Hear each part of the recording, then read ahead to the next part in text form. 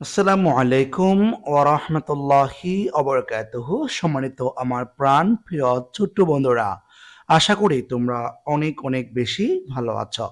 আজকে আমরা আলোচনা করব তোমাদের তৃতীয় শ্রেণীর 2026 শিক্ষাবর্ষের যে তোমরা ইংরেজি বই পেয়েছ, ওই বই থেকে আমরা ইউনিট 2 অধ্যায় অর্থাৎ দ্বিতীয় অধ্যায় থেকে আমরা মোট 10টি বাক্য নিয়ে আজকে তোমাদের সামনে ক্লাসটি উপস্থাপন করছি।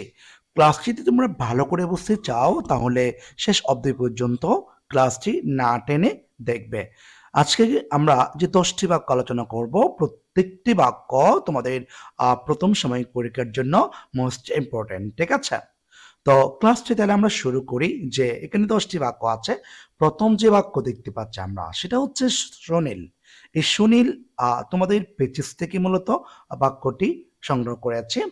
যে লিখে আছে সুনীল। সুনীল হচ্ছে একজন ব্যক্তির নাম। ঠিক আছে? এই ব্যক্তির নাম মানে হচ্ছে সাবজেক্টটি থার্ড পারসন সিঙ্গুলার।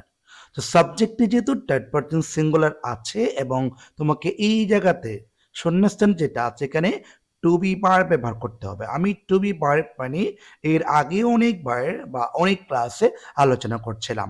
মূলত টু বি বার বলতে আমরা কি কি বুঝি? এই যে এম, ইজ, তারপরে আছে আর, তারপরে আছে ওয়াজ, এরপরে আছে অয়ার। আমরা মূলত এই শব্দগুলোকে বুঝি। আচ্ছা, তাহলে এখন দেখো তো যে আমরা যদি এই শব্দগুলোকে বুঝি, সাবজেক্ট থার্ড পারসন সিঙ্গুলার হলে আমরা এই টু বি ভার্ব থেকে কি কি ব্যবহার করতে পারি? ভার্বের জায়গায় এই যে এই দুইটা, তার মানে ইজ এবং ওয়াজ। আমি যদি প্রেজেন্ট টেন্সে ইউজ করি তাহলে এইখানে ইজ ব্যবহার করতে হবে। আমি যদি পাস্ট টেন্সের কথা চিন্তা করি আমাকে এখানে ওয়াজ ব্যবহার করতে হবে। তবে এখন অনেকের প্রশ্ন জাগতে পারে যে আমি কি ইজ বসাবো নাকি ওয়াজ বসাবো?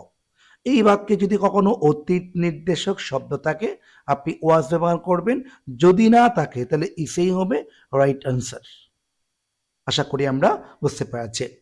এরপর আমরা বি নাম্বার দেখব। বি নাম্বারে দেখতে পাচ্ছি সাবজেক্টটি হচ্ছে আই। আই হচ্ছে ফার্স্ট পারসন।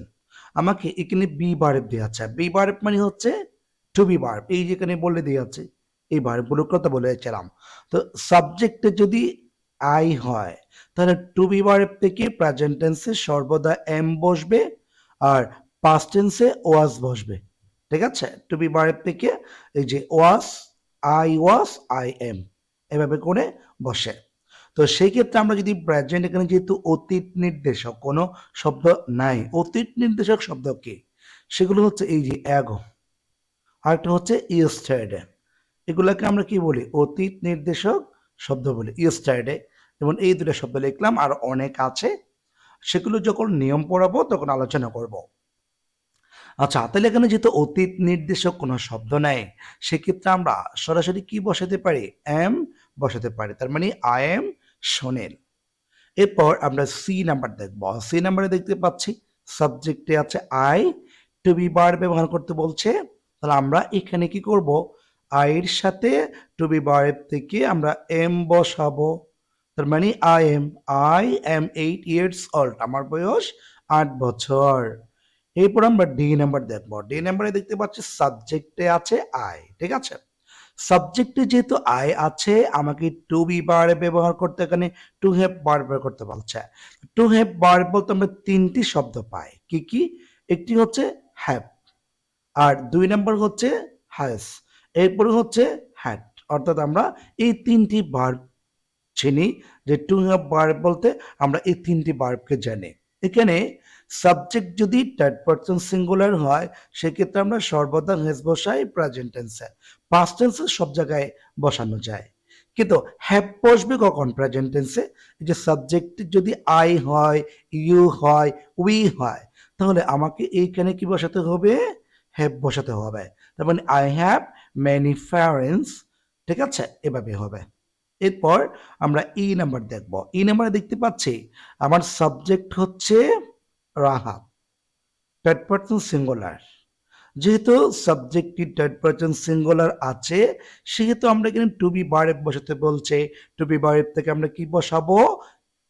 যেহেতু সাবজেক্টটি থার্ড পারসন সিঙ্গুলার আমরা ইজ বসাবো।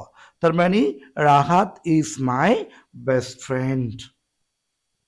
আশা করি আমরা বুঝতে পেরেছি। এরপর আমরা দেখে নিব এফ নাম্বার। এফ নাম্বারে দেখতে পাচ্ছি রাহাত। রাহাত হচ্ছে একই কথা থার্ড পারসন সিঙ্গুলার। আমাকে এখানে একটা ভার্ব ব্যবহার করতে বলছে।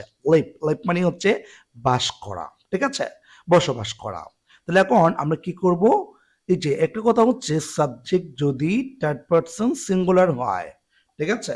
একটা নিয়ম আছে। নিয়মটা হচ্ছে প্রেজেন্ট ইনডিফিনিট টেন্সে সাবজেক্ট যদি থার্ড পারসন সিঙ্গুলার নাম্বার হয় তাহলে মূল